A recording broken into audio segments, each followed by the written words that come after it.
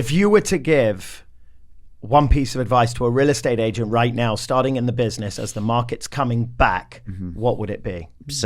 Go join a team and sit on brokers' opens houses and pick up buyers. That's the easiest way to do it. I mean, what easier way is there to find a client than sitting on an open house? Good piece of advice. Good piece of advice. Dave, what are your thoughts? We've always said that. Open house, you can build your entire business out of just sitting open houses. Yeah.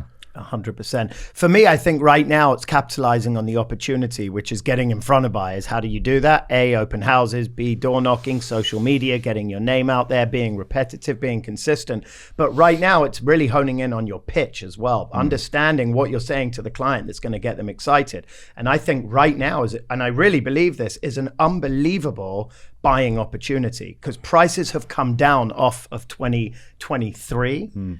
And they haven't gone back up yet, so capitalize on it now before the rates do come down. And by the way, if you have to refinance in 12 months, so be it. But capitalize on a lower price today and go get yourself the property you want without having 15 other offers to bid up against. And get your buyers excited, get them to the table, get them to start writing offers, and go make as much money as you possibly can. It's really